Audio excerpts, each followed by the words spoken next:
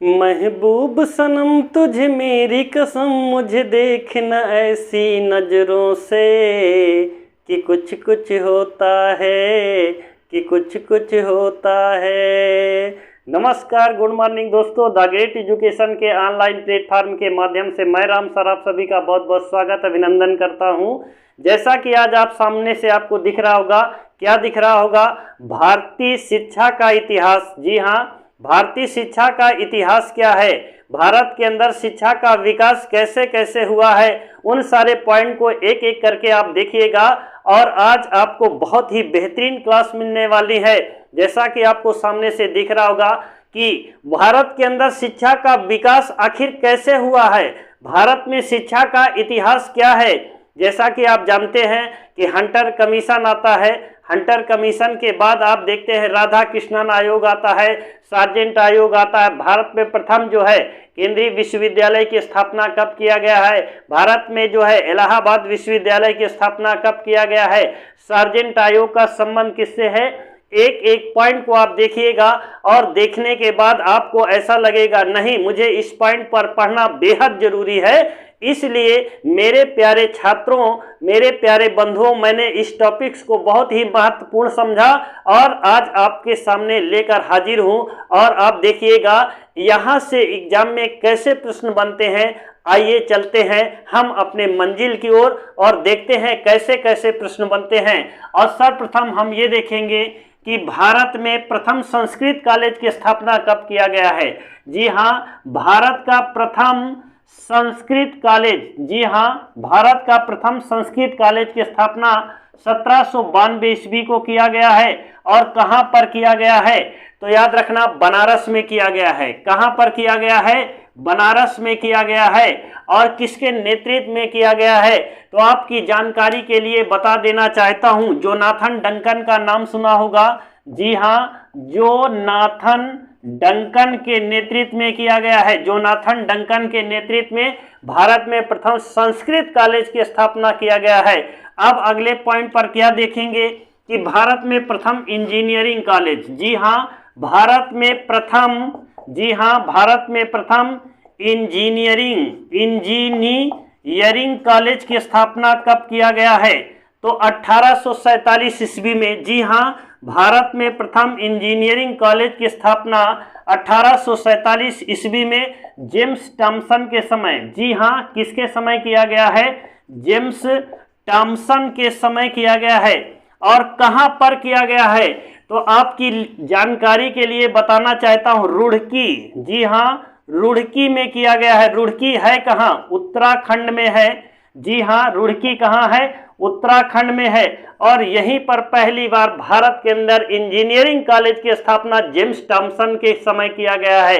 अब अगले पॉइंट पर बात करेंगे। पॉइंट क्या है, उस पॉइंट को देखने का प्रयास करेंगे कि भारत के अंदर हंटर कमीशन कब आता है। जी हाँ, भारत के अंदर हंटर कमीशन कब आता है, इस पॉइंट को देखेंगे। हंटर कमीशन, जी हाँ, हंटर कमीशन का संबंध किससे है, तो याद रखना हंटर कमीशन का संबंध प्राथमिक शिक्षा से है। किससे है, प्राथमिक शिक्षा से। प्राथमिक शिक्षा आप ये देख रहे हैं कि हर गांव में लिखा है प्राथमिक विद्यालय पहाड़पुर सुधवार, प्राथमिक विद्यालय जानकीपुर, ऐसे करके सभी गांव में प्राथमिक विद्यालय है। और ये किस कमीशन की देन है, हंटर कमीशन। हंटर कमीशन किसके नेतृत्व में, लॉर्ड रिपन। जी हाँ, लॉर्ड रिपन के नेतृत्व में आया था हंटर कमीशन। और इसका संबंध किससे है, प्राथमिक शिक्षा से। प्राथमिक शिक्षा का मतलब है कि प्राथमिक, जी हाँ, मातृभाषा में, जी हाँ, मातृभाषा में शिक्षा का प्रावधान, मातृभाषा में शिक्षा का प्रावधान हंटर कमीशन के तहत आया। और कब आया है, 1882 ईस्वी में। जी हाँ, 1882 ईस्वी में किसके नेतृत्व में, लॉर्ड रिपन के नेतृत्व में आया है। लॉर्ड रिपन को भारत का लोकप्रिय वायसराय कहा जाता है। क्या कहा जाता है, लोकप्रिय वायसराय कहा जाता है। वायसराय कहा जाता है, किसे कहा जाता है, लॉर्ड रिपन को कहा जाता है। भारत का सबसे लोकप्रिय वायसराय था। अब इसके आगे क्या देखेंगे कि भारत में अंग्रेजी शिक्षा का जनक कौन है। जी हाँ, भारत के अंदर अंग्रेजी शिक्षा का जनक कौन है, इसको देखेंगे। अंग्रेजी शिक्षा का जनक, अंग्रेजी शिक्षा का जनक कौन है? तो याद रखना Lord Macaulay. Lord Macaulay Bharat के अंदर अंग्रेजी शिक्षा का जनक है। और कब आया है? 2 फरवरी, जी हाँ 2 फरवरी 1835 ईस्वी को लागू किया गया है। क्या लागू किया गया है? अंग्रेजी शिक्षा। अंग्रेजी शिक्षा 2 फरवरी 1835 ईस्वी में लॉर्ड मैकाले के नेतृत्व में, इसलिए हम लॉर्ड मैकाले को भारत में अंग्रेजी शिक्षा का जनक मानते हैं। अब इसके बाद क्या देखेंगे, एक एक पॉइंट टू पॉइंट देखने का प्रयास करेंगे कि भारतीय शिक्षा का मैग्ना कार्टा किसको कहा जाता है। जी हाँ, भारतीय शिक्षा का मैग्ना कार्टा, भारतीय शिक्षा का मैग्ना कार्टा किसे कहा जाता है? भारतीय शिक्षा का मैग्ना कार्टा किसको कहा जाता है? तो चार्ल्स वुड डिस्पैच को कहा जाता है। जी हाँ, चार्ल्स वुड डिस्पैच को कहा जाता है। इस पॉइंट को आप ध्यान में रखिएगा। चार्ल्स वुड डिस्पैच 1854 ईस्वी में।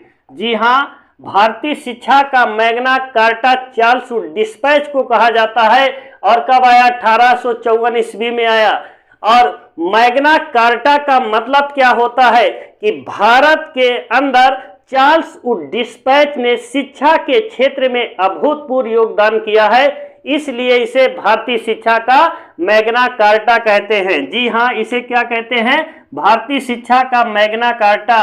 अब ये देखेंगे कि इलाहाबाद, जी हाँ इलाहाबाद विश्वविद्यालय, इलाहाबाद विश्वविद्यालय, यहाँ से प्रश्न कई बार आ चुका है कि इलाहाबाद यूनिवर्सिटी की स्थापना, जी हाँ इलाहाबाद विश्वविद्यालय की स्थापना 1887 ईस्वी में, 1887 ईस्वी में किया गया है। और किसके समय किया गया है?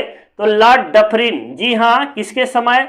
लॉर्ड डफरिन के समय किया गया है। आप देखेंगे कि इलाहाबाद में डफरिन अस्पताल है, इसी लॉर्ड डफरिन के समय ही किया गया है, यूनिवर्सिटी की स्थापना किया गया है। अब इसके आगे अगले पॉइंट पर चलेंगे। एक एक प्रश्नों को आप देखिएगा और बहुत ही महत्वपूर्ण टॉपिक्स है, इसके बारे में मैं आपसे क्या बताऊं। आप खुद देख रहे हैं कि शिक्षा से जुड़ा हुआ जो बड़े ही महत्वपूर्ण प्रश्न है, मैंने एक एक करके लाइन टू पॉइंट टू एकदम से जो पॉइंट टू पॉइंट जो है आप तक पहुंचाने का प्रयास चल रहा है। और आप देखिएगा इसके बाद क्या देखेंगे? सैडलर आयोग। जी हाँ, सैडलर आयोग कब आया है? जी हाँ, सैडलर आयोग आया है 1917 ईस्वी में। कब आया है? 1917 ईस्वी में आया है। और इसका संबंध किससे है? कलकत्ता विश्वविद्यालय की जांच से, कलकत्ता विश्वविद्यालय की जांच से, विश्वविद्यालय की जांच से है, विद्यालय की जांच से। और इसका संबंध क्या है? इसका संबंध ये है कि इंटर करने के बाद जो स्नातक स्तर है वह 3 वर्ष का होना चाहिए। कितने वर्ष का होना चाहिए? 3 वर्ष का होना चाहिए। जैसा कि आज चल रहा है, ये सिफारिश सैडलर आयोग के समय 1917 में किया गया है, कलकत्ता विश्वविद्यालय की जांच से है। इंटर करने के बाद जो 3 वर्ष का बीए किया जाता है, ये उससे संबंधित है, सैडलर आयोग। अब इसके बाद क्या देखते हैं? सार्जेंट आयोग। जी हाँ, अब इसके बाद क्या देखेंगे? सार्जेंट आयोग कब आया और सार्जेंट आयोग का संबंध है किससे? जी हाँ, आप क्या देखेंगे? सार्जेंट आयोग। जी हाँ, सार्जेंट आयोग कब आया और इसका संबंध किससे है? तो आपकी जानकारी के लिए बता देना चाहता हूं कि सार्जेंट आयोग 1944 ईस्वी में आया। कब आया? 1944 ईस्वी में आया। और इसका संबंध किससे है? आपकी जानकारी के लिए बताना चाहता हूं कि 6 वर्ष से लेकर, जी हाँ 6 वर्ष से लेकर, जी हाँ 6 वर्ष से लेकर 11 वर्ष तक के बच्चों को, 6 वर्ष से लेकर 11 वर्ष तक के बच्चों को निःशुल्क शिक्षा का प्रावधान करता है। बच्चों को निःशुल्क, जी हाँ निःशुल्क शिक्षा का प्रावधान किया गया है। किस आयोग के तहत? सार्जेंट आयोग के तहत किया गया है। सार्जेंट आयोग कब आया है? 1944 ईस्वी में आया है। 6 वर्ष से लेकर 11 वर्ष तक के बच्चों को निःशुल्क शिक्षा व्यवस्था का प्रावधान करता है। कौन सा आयोग करता है? सार्जेंट आयोग करता है। अब इसके बाद क्या देखेंगे कि राष्ट्रीय शिक्षा नीति, जी हाँ, राष्ट्रीय शिक्षा नीति भारत में कब आती है? यहाँ से प्रश्न तो ना जाने कितनी बार बन चुका है।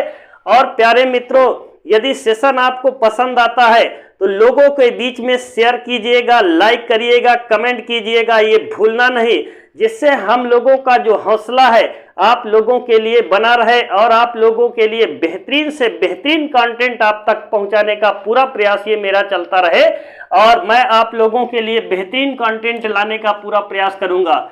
अब ये देखिएगा, राष्ट्रीय शिक्षा नीति, जी हाँ, राष्ट्रीय शिक्षा नीति कब आई? राष्ट्रीय शिक्षा नीति भारत के अंदर कब आई है? तो याद रखना, राष्ट्रीय शिक्षा नीति 1968 ईस्वी में, जी हाँ, राष्ट्रीय शिक्षा नीति 1968 में आई है। और इसमें क्या किया गया है प्रावधान? इसमें 14 वर्ष तक के बच्चों के लिए, 14 वर्ष तक के बच्चों के लिए निःशुल्क शिक्षा का प्रावधान क्या कर दिया गया है?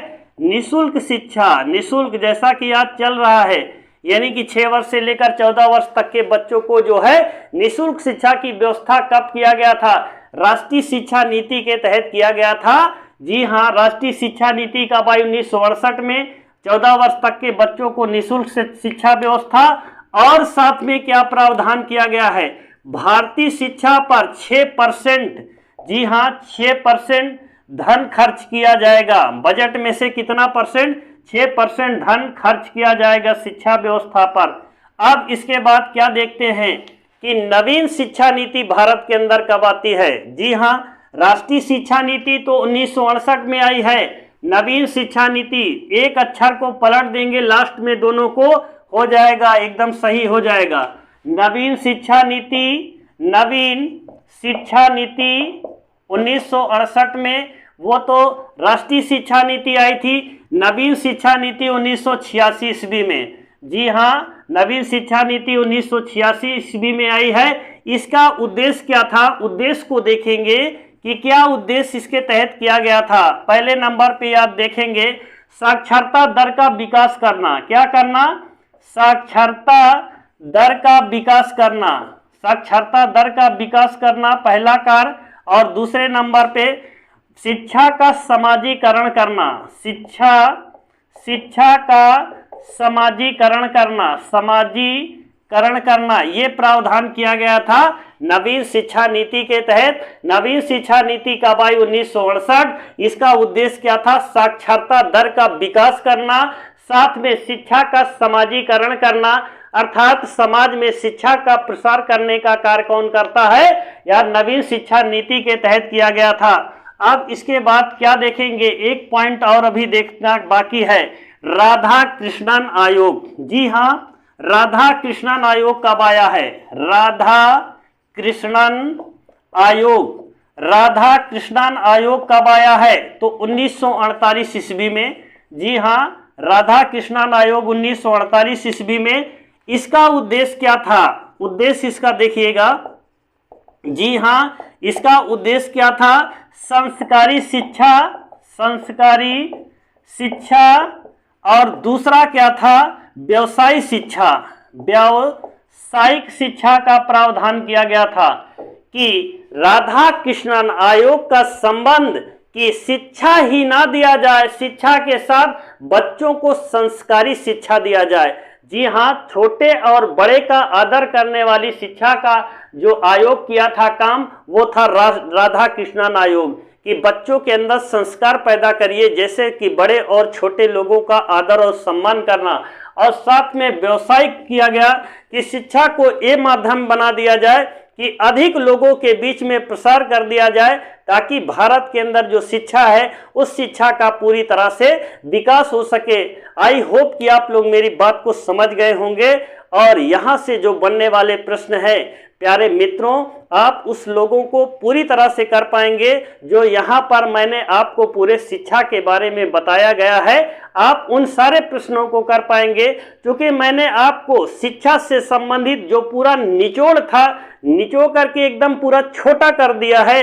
अब इससे बाहर कुछ भी आने वाला नहीं है, जो भी आएगा इसी के अंदर आएगा और आप लोग इसको एक नज़र में सरसरी निगाह से देख लीजिएगा। आज की क्लास को विराम करता हूं। जय हिंद, वंदे मातरम।